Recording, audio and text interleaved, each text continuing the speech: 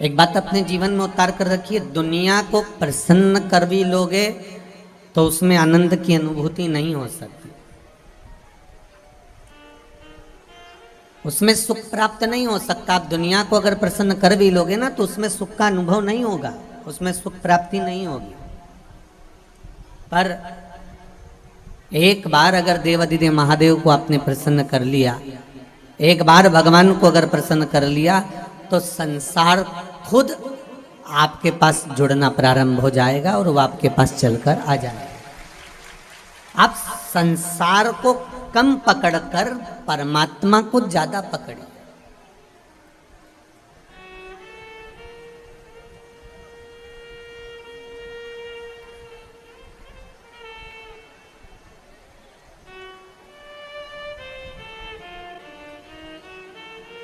एक संत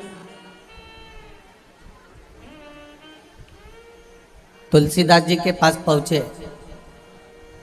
और तुलसीदास जी आराम से काशी में गंगा जी के घाट पर बैठकर भगवत भजन में लगे हुए थे, स्मरण में लगे हुए थे।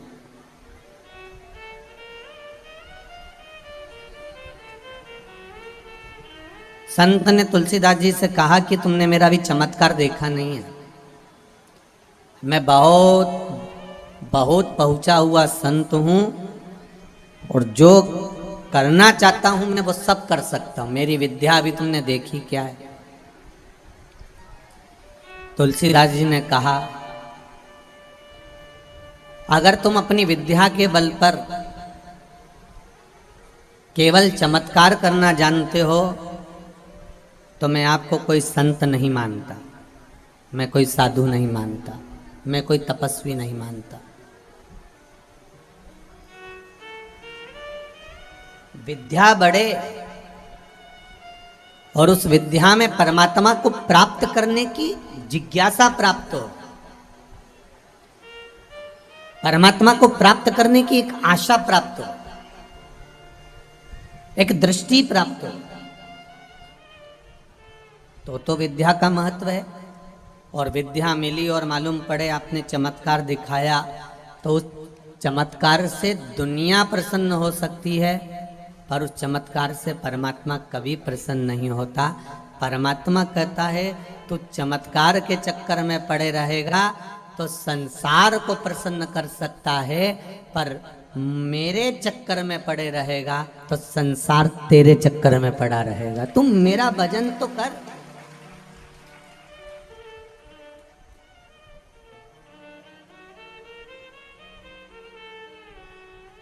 हम जितना जितना जितना जितना डूबते चले जाते हैं उतना उतना संसार उसको पकड़ता चले जाता है। संसार सागर है ही ऐसा।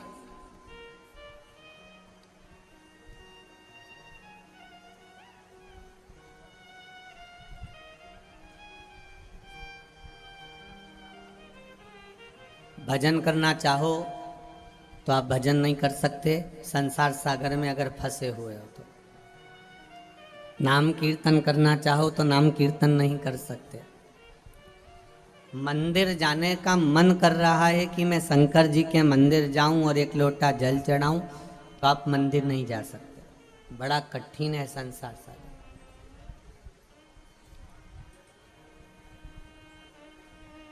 बहुत कठिन।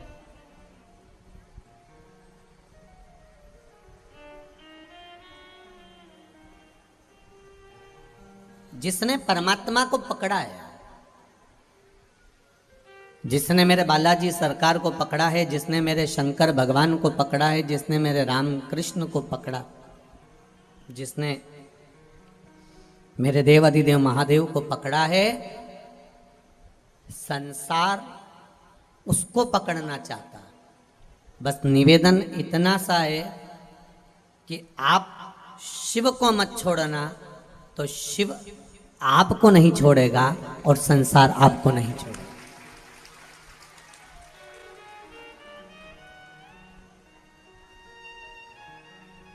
आप जिसको ज्यादा पाना चाहते हो ना, आप जिसके पीछे ज्यादा दौड़ना चाहते हो, आप जिसको ज्यादा इकट्ठा करना चाहते हो ना, वो जितना ज्यादा आप उसके पीछे पड़ोगे वो नहीं मिलने वाला, वो नहीं मिल सकता।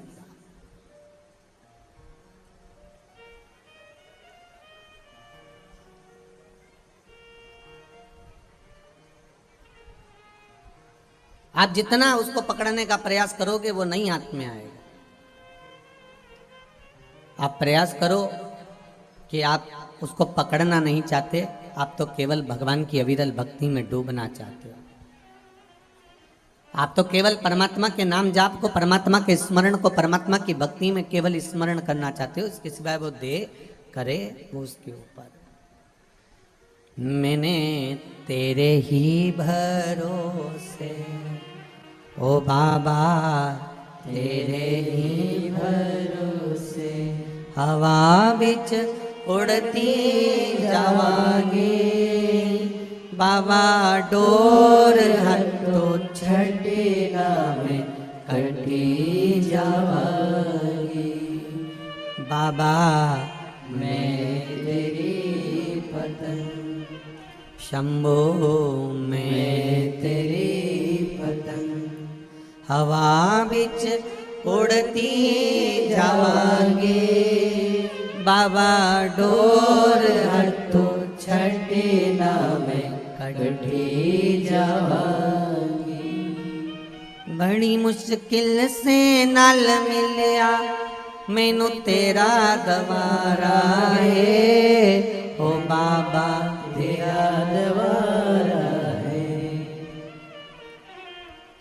एक को तेरा आसरा मैनू तेरा दवारा है, ओ बाबा तेरा दवारा है। जो कट गई ना सतगुरु, जो कट गई ना सतगुरु, तो मैं लुटी जावांगी, बाबा डोर हटो छड़े ना मैं कटी जावांगी।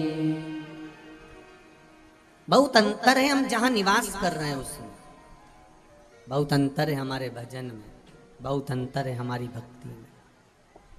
आप स्मरण में मन को, चित्त को एक बार लगाकर तो देखो। एक पत्र आया है, देखिए।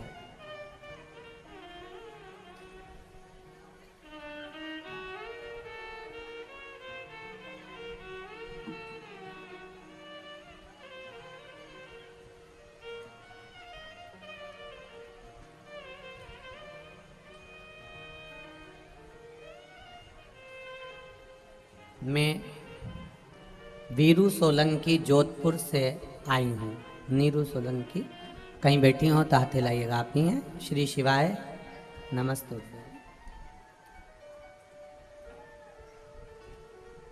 जरा माइक दीजिए नीरू जी को, जल्दी पहुंचाओ।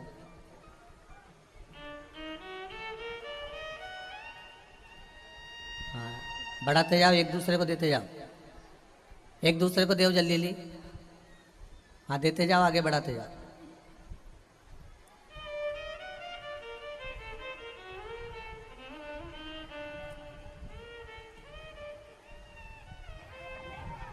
मैं नीरू सोलंकी जोधपुर से आई हूँ। श्री शिवाय नमस्ते।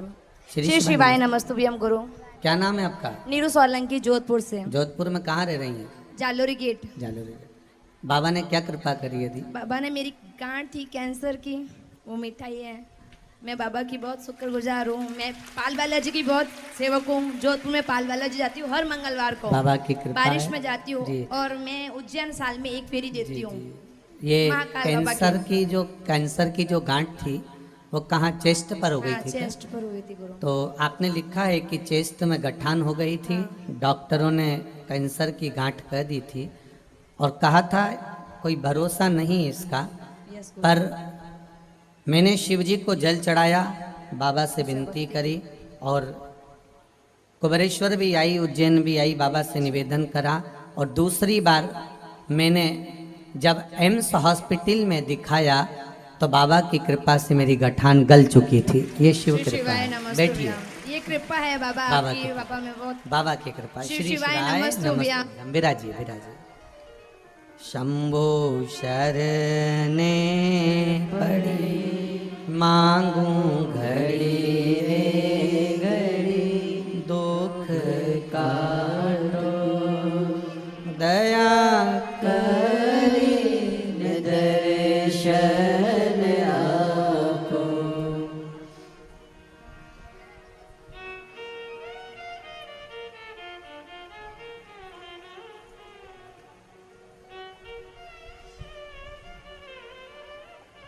अल्पना सुजानगढ़ चुरू से हैं।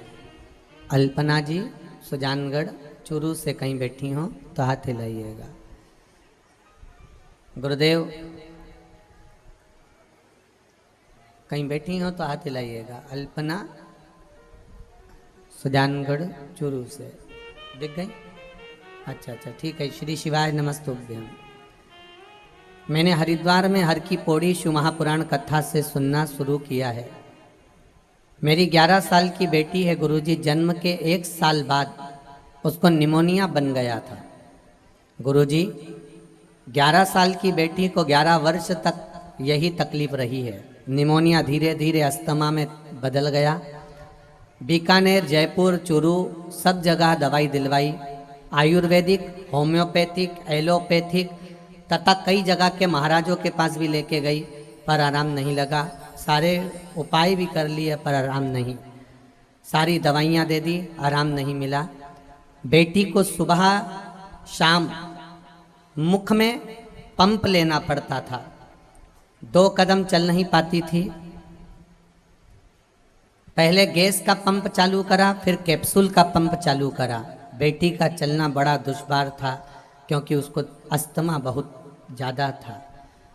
सब उपाय कर लिए, किसी के साथ मेरी बेटी खेल नहीं पाती थी, ना जा पाती थी क्योंकि 2 कदम चलती थी तो अस्थमा भरा जाता था। पंप से उसका गुजारा था। दौड़ नहीं सकती, स्कूल भी नहीं जा सकती थी। डॉक्टर ने बोला इसको अस्थमा ठीक कराओ, तब स्कूल में एडमिट कराओ। गुरुजी बेटी की ज़िंदगी का सवाल था। हम सब बहुत परेशान थे। मेरी ननन ने शिव महापुराण के बारे में बताया। मेरी बेटी जैसे जैसे बड़ी हो रही वैसे वैसे पंप ज़्यादा बढ़ाना पड़ रहे थे।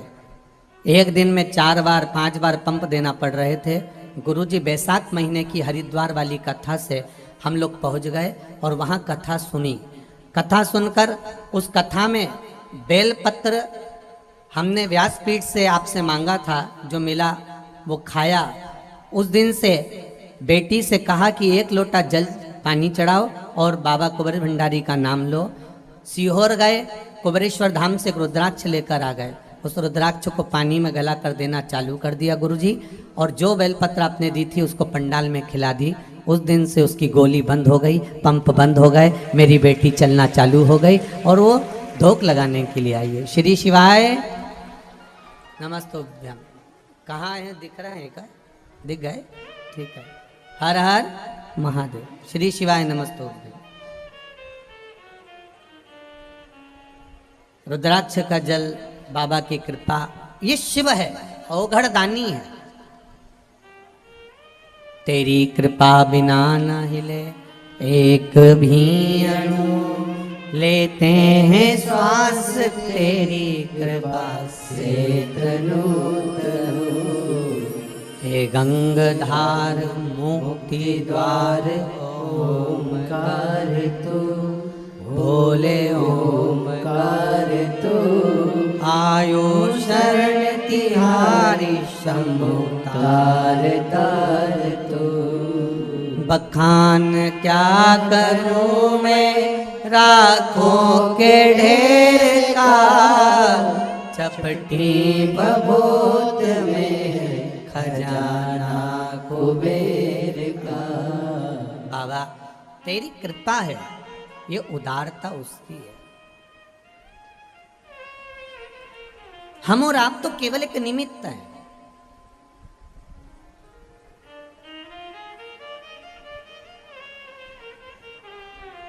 एक दिल से कहूं आप लोगों से, आप स्वीकार करिएगा, दुख की घड़ी में कोई आए चाहे ना आए, अगर आपने दिल से, कर्जा हो गया, समस्या विकट हो गई, तकलीफ बढ़ गई, दुख बढ़ गया, आप शंकर भगवान के मंदिर में जाकर, ये जरूरी नहीं है कि आप सीहोर आएं या कहीं जाएं, आप तो आपके घर के पास में जो शिव मंदिर हो उस मंदिर में 1 लोटा जल चढ़ाना चालू कर दो, वो धीरे धीरे दुख काटना प्रारंभ कर दो। काटेगा दुख। बस जल चढ़ाने का एक नियम है शिव जी का। शंकर भगवान को जो जल चढ़ाया जाता है दुख काटने के लिए, तकलीफ काटने के लिए, कष्ट मिटाने के लिए, तो एक नियम है शंकर भगवान का जल चढ़ाने का जो नियम है। जैसे ये गौल जलाधारी है, यहाँ से पानी गिरता है, ये शिवलिंग है। ये दो जो भगवान का पानी जहाँ बहकर जाता है ये गोल में से, तो यहाँ जो स्थान है ये सीधे भाग पर गणेश जी विराजमान है, लेफ्ट भाग में कार्तिकेय जी हैं। बीच में एक मोटी सी लाइन होती है जहाँ अशोक सुंदरी है। ऊपर से जो बूंद बूंद पानी गिर रहा है वो शंकर भगवान की 5 लड़कियां हैं, जया, विषहरा, शामली बारी, दौतली और देव। जहाँ गोल भाग है, जहाँ शिवलिंग रखा हुआ है, ये माता पार्वती जी का हस्त कमल है, जिसको पीठिका कहते हैं। महाराज, जल चढ़ाने का नियम है, जब हमारे ऊपर दुख होता है, तकलीफ होती है, कष्ट होता है, बड़ी दिक्कत परेशानी होती है, तो हम जल चढ़ाते हैं। तो उस जल को चढ़ाने का नियम है, पहले गणेश जी का स्थान, कार्तिकेय का स्थान, अशोक सुंदरी की जगह, फिर माता पार्वती की पीठिका, उसके बाद जलाधारी को स्मरण कर कर जल धीरे धीरे शंकर भगवान पर छोड़ा जाता है। जब धीरे धीरे शिव जी पर जल चढ़ाएं, उसके बाद में आप अपने मन की कामना जब जल चढ़ाते जाएं और बाबा से कहते जाएं, बाबा रोज कामना कहने की जरूरत नहीं है, एक बार आप कामना करो और उसके बाद जल चढ़ाना प्रारंभ करो। और उसको कहना जरूर, तेरे दरबार से कोई खाली नहीं गया मेरे शंभू, मैं नहीं जानती, मैं तो इतना जानती हूँ कि कंकर शंकर है और तू सुनता जरूर है। ब्रह्मा ब्रह्म लोक में है, भगवान विष्णु वैकुंठ लोक में है, पर मृत्यु लोक में मेरा देव अधिदेव महादेव है, मेरी सुनेगा जरूर। और बाबा से विनय कर कर आप आइए। जल चढ़ाने का नियम, अगर दुख है, तकलीफ है, कष्ट है तो ऐसे चढ़ा दो, और अगर मन कर रहा है डायरेक्ट शिव जी पे चढ़ाना हो तो तुम्हारी मर्जी है, उसमें कोई मना नहीं है। पर कोई दुख भारी पड़ गया है, कोई तकलीफ भारी पड़ गई है, कोई कष्ट भारी पड़ गया,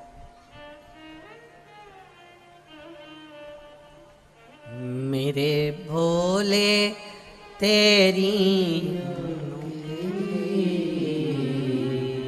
सबसे बढ़िया, सबसे बस उससे दिल से आप कर रहे हो, एक आराधना, एक निवेदन, एक प्रार्थना आप हृदय से करो तो सुनेगा।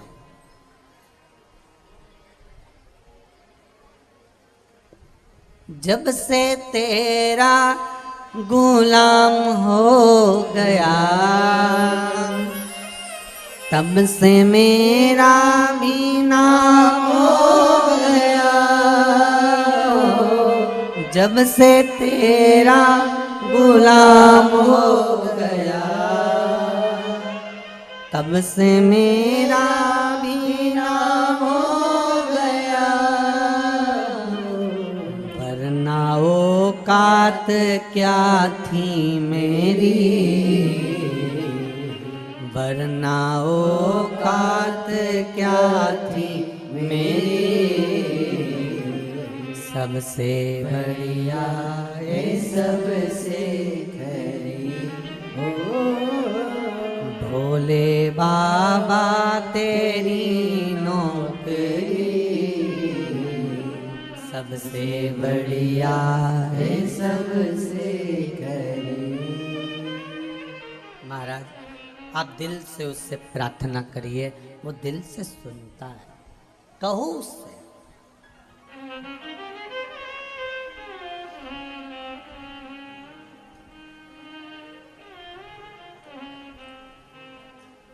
उससे प्रार्थना करिए, उससे निवेदन करिए, आप सुनेगा। शिव कथा कह रही है, भगवान शंकर नेत्र बंद कर कर बैठे थे और उनके नेत्र से एक अश्रु गिर गया था। उस अश्रु से एक पुत्र ने जन्म लिया था जिसका नाम अंधकासुर था। वो अंधकासुर एक पुत्र का जन्म हुआ है, वो एक बेटे का जन्म हुआ।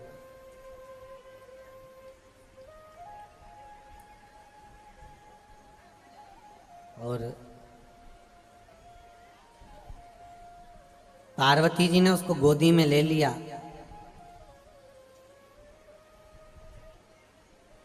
शिव जी ने मना करा कि इसको फेंक दो, समुद्र में डाल दो, ये तुम्हारा पुत्र नहीं है। पर पार्वती जी कहती हैं कि आपके द्वारा प्रगटा है इसलिए मेरा पुत्र है। माता की जो करुणा होती है ना, माता का जो प्रेम होता है ना, मातृत्व जो प्रेम होता है वो कोई साधारण नहीं होता।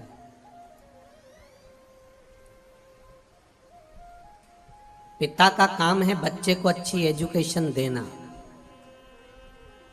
पिता का काम है बच्चे को अच्छा पढ़ाना, पिता का काम है बच्चे को अच्छे कपड़े पहनाना, पिता का काम है बच्चे को अच्छे पेट भरकर भोजन कराना।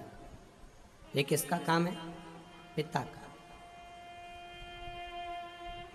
अच्छी शिक्षा पिता अपने बच्चों को दे, अच्छी एजुकेशन पिता अपने बच्चों को दे, अच्छा व्यापार पिता अपने बच्चों को दे, पेट पिता अपने बच्चों का भरे, कपड़े पिता अपने बच्चों को दे। ये पिता का फर्ज है। इससे मुंह ना मोड़े पिता। पर पिता से ज्यादा माता का फर्ज होता है। पिता एजुकेशन दे, शिक्षा दे, कपड़े दे, व्यापार दे, धन दे, पर इससे ज्यादा कर्तव्य माता का होता है कि घर में रहने वाली माँ अपने बच्चे को संस्कार दे। बहुत जरूरी है।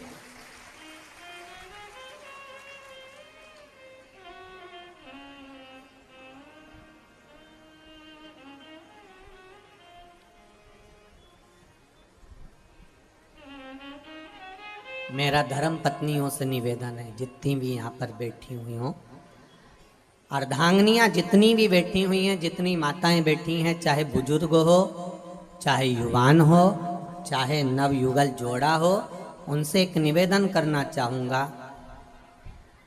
आप अपने पति का सम्मान करना जरूर करना।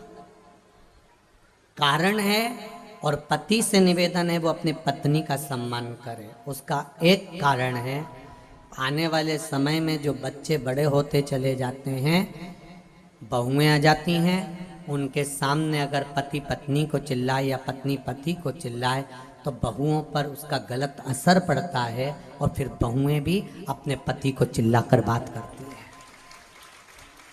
उसको सिखाना आपको है।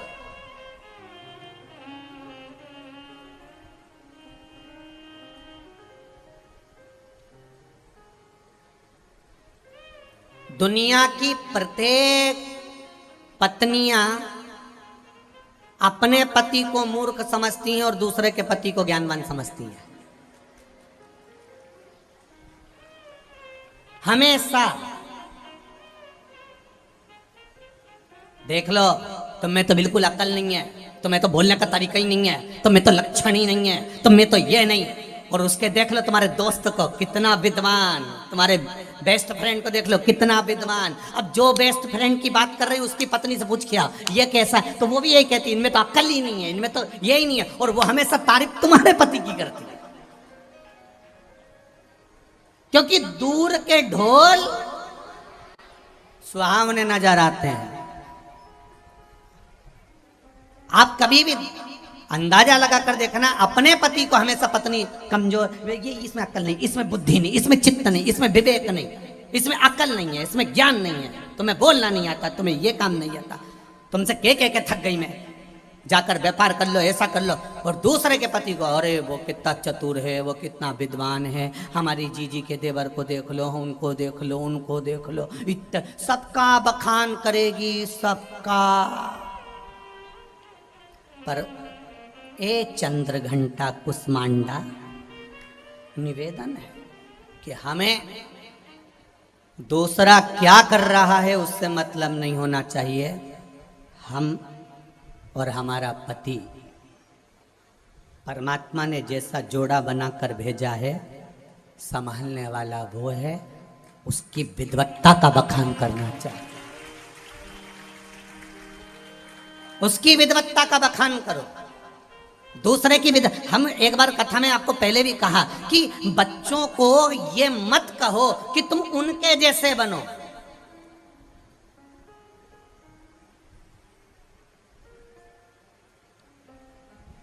इस चीज का लोगों ने हमारे विरोध भी करा है, ऐसा नहीं है। हम बोलते हैं तो थोड़ा बहुत लोग विरोध भी कर देते हैं कि तुमने ऐसा कैसे बोल दिया, कि उनके जैसे मत, उनके जैसे मत। अपने बच्चों को किसी का ज्ञान मत दो कि तुम उनके जैसे, अपने बच्चों को यह ज्ञान मत दो कि तुम उनके जैसे बनो, ऐसा मत बोलो। अपने बच्चों से कहो कि तुम ऐसे बनो कि दुनिया तुमसे प्रेरणा ले और तुम्हारे जैसा बनना चाहे।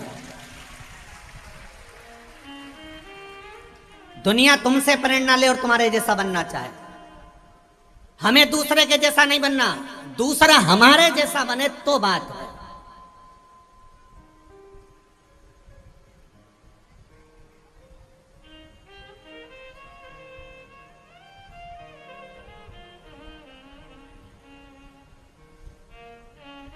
बनने का पहले खूब रामायण होती थी, भागवत जी खूब होती थी। ये 3 साल 4 साल में लोगों ने जब शिव महापुराण को जाना तो जितने भागवत करने वाले, जितने रामायण करने वाले, उन्होंने भी अपने आप को बदल दिया। तो समझ में आता है कि बदलाव जिंदगी का नियम है। हमें दूसरे के जैसा नहीं बनना है, हमें प्रयास करना है कि आपके जीवन की श्रेष्ठता वो हो, आपके जीवन की विद्वत्ता वो हो, आपका समर्पण वो हो, आपका भजन वो हो, आपका कीर्तन वो हो कि आपके जैसे दुनिया बनना चाहे, आपके जैसे।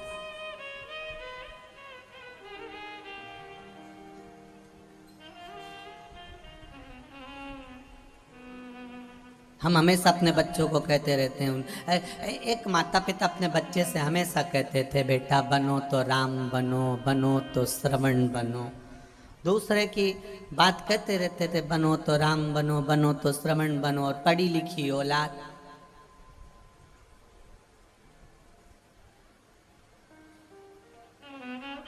उन्होंने कह दिया, मम्मी तुम कभी कृष्ण बनने को तो कहती नहीं हो।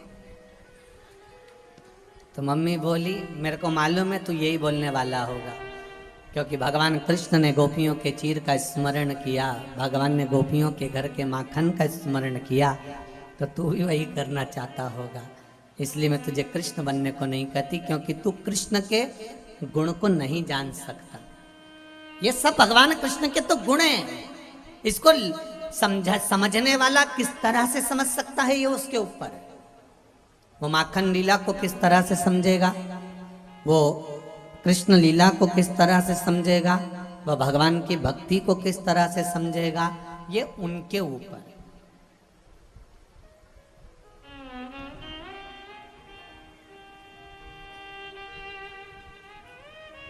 ये उनके ऊपर।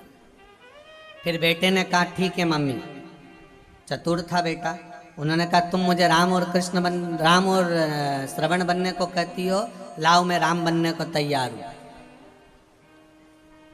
दशरथ जी ने पूरी सत्ता राम जी को सौंप दी थी, लाओ मुझे तिजोरी की चाबी दो, मैं राम बन जाता। हम बच्चों को वो बनाएं जिसको देखकर दुनिया प्रेरित हो।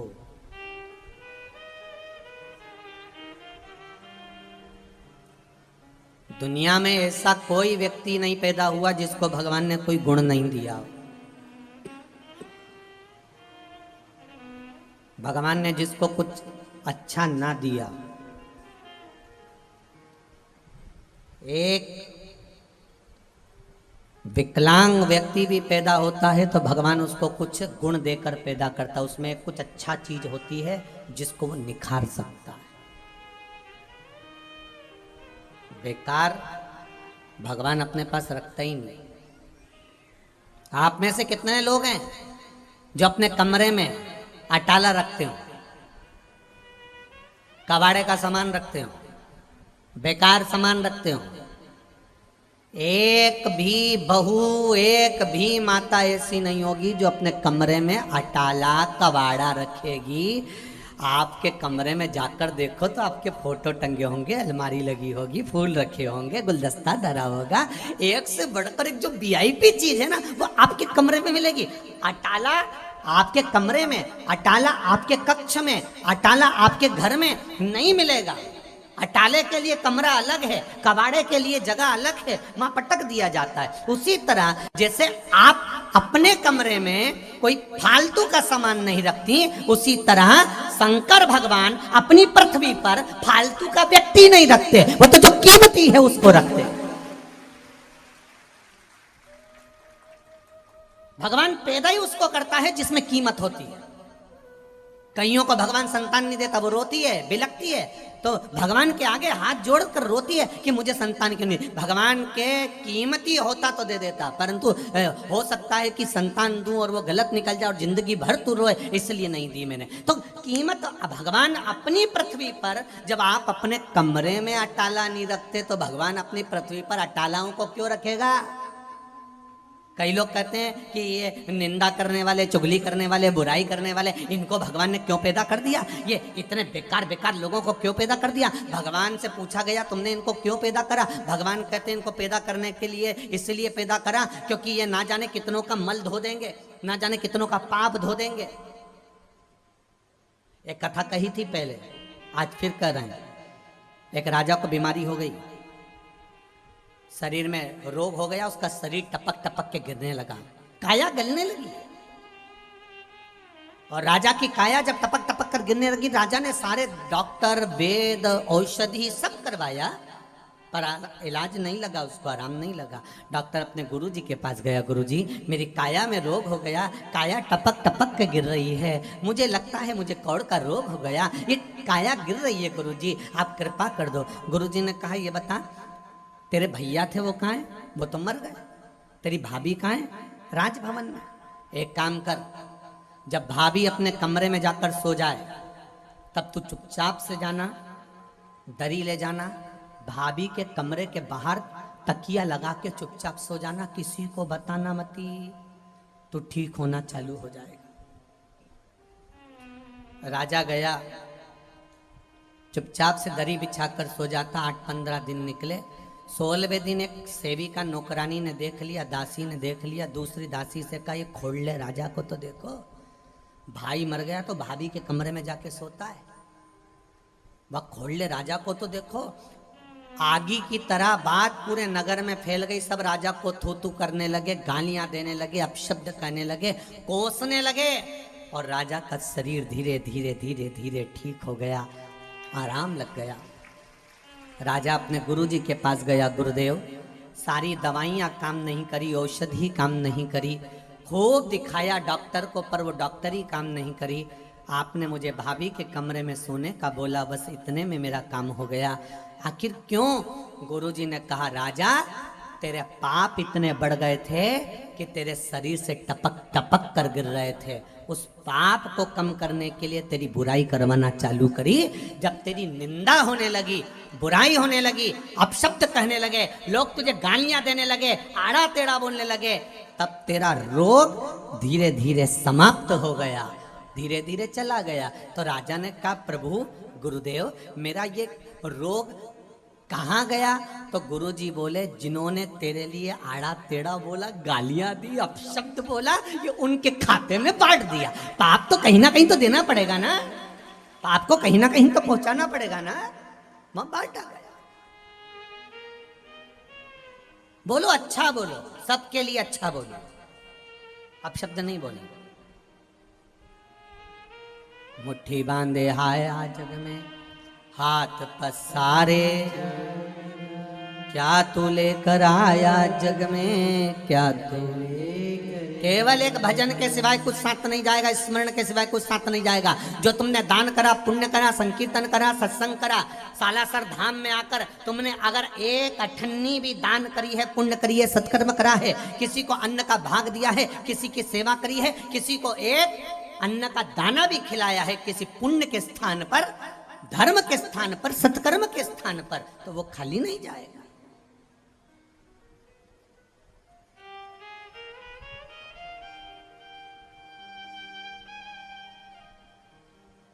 वो खाली नहीं जा सकता।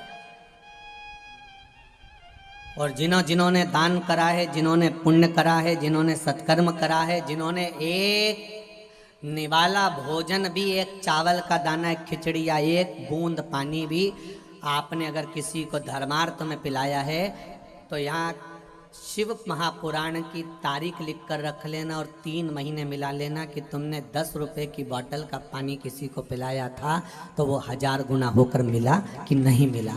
अंदाजा लगा कर बैठना।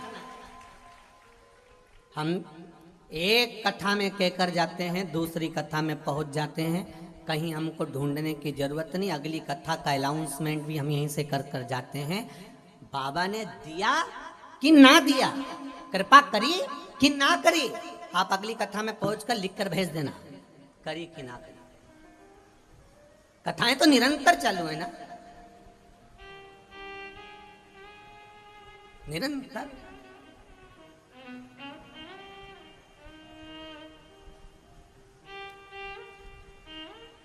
कम नहीं देता मेरा बाबा।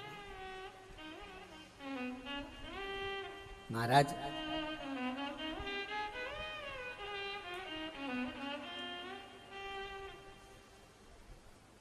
जैसे घर की परिभाषा अलग अलग होती है, हम घर को कितने नाम से पुकारते हैं। कहते हैं ये हमारा हाउस है, मतलब जिसको हौसला है उसी का, जम के बोलो, हाउस है। कोई कह देता है ये हवेली है, जिसमें चारों तरफ से हवा प्रवेश करे वो, जम के बोलो, हवेली। ये मकान है, जहां दीवार के भी कान होते वो मकान, ये हमारा मकान। ये फ्लैट है, कर्जे पे बनाया, दे दे के अर्थी पे लेट गए, उसी का नाम फ्लैट। चुका चुका के, चुका चुका के, चुका चुका के आखिरी में लेट गए, उसी का नाम फ्लैट। जिंदगी भर देते रहे, ले साहब, ले साहब। फिर एक नाम आया बंगला, बगल वाले का नाम तक नहीं मालूम, उसी का नाम। कौन पास में रह रहा है, क्या दुख है, क्या तकलीफ है, बंगले वालों को कुछ नहीं मालूम। वो तो अपनी मस्ती में रह रिया है। अंदर गया गाड़ी में से, इसके सिवाय पड़ोस में क्या हो उसे कोई मतलब नहीं।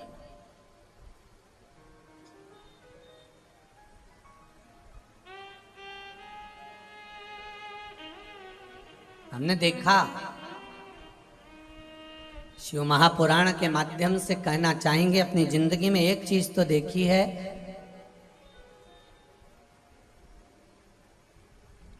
जो ज्यादा भाव खाता है वो बाद में बड़ा पाव खाता है। ये चीज तो देखिए, आप ज्यादा भाव खाएंगे, ज्यादा विचार करेंगे तो बाद में, कई माताओं की आदत होती है, मेरे लड़के की लड़की ढूंढना है, एक आई, ये कोई दम नहीं रखा रही। लड़के से कहा, देख लड़का बहुत भाव खाएनी, मेरे को तो ऐसी चाहिए, न मेरे को तो वैसी चाहिए, न मेरे को तो यूं चाहिए, न मेरे को तो हिरनी की चाल जैसी चाहिए, न मेरे को तो मोरनी जैसी आँख वाली चाहिए। और बाद में जो ज्यादा भाव खाए नहीं, तो बाद में जब उम्र निकल जाए, फिर जो मिली,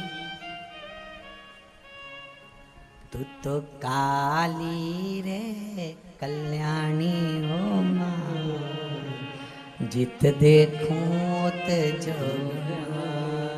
जो ज्यादा भाव खाए, फिर बाद में जम के बोलो, बड़ा और पाव खाए, फिर मुश्किल है, बहुत मुश्किल।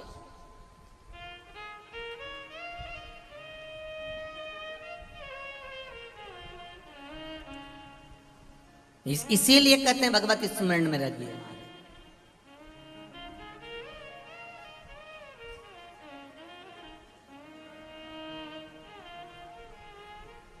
महाराज, अंधकासुर का जन्म हुआ, पार्वती जी ने गोदी में लिया। पुत्र मान लिया। मातृत्व प्रेम ही इसी को कहते हैं। एक माता की जो दृष्टि होती है, माता का जो स्वरूप होता है, वो अपने बच्चों के प्रति जैसा समर्पण भाव रहता है, ऐसे ही समर्पण भाव उसका बहुओं के प्रति रहता है, और बहुओं का भी समर्पण भाव माता के प्रति रहता है। दुनिया के लोग कितना भी कह दें कि बहू बुरी होती है, बहू में लक्षण नहीं होते, बहू में ये नहीं होता, वो नहीं होता, तो मेरा बुजुर्ग माताओं से निवेदन है, तो तुमने अपने छोरे की शादी करी तो क्या देख के करी? छोरे ने तो नहीं किया था कि शादी कर दो। पहले तो तुम्हें उसका गुण दिखा था ना, पहले तो तुम्हें उसमें विद्वत्ता दिखी थी ना, पहले तो उसमें नम्रता दिखी थी ना, ये विद्वत्ता उसमें थी, ये गुण उसमें था।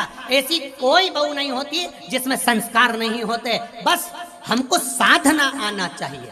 थोड़ा बहुत गलती हमारी भी होती है। हम जब घर में बहुएं आ जाती हैं, हम मिनक निकालना प्रारंभ कर देते हैं। आपको ये अंदाजा नहीं रहता कि वो दूसरे के घर से आई है।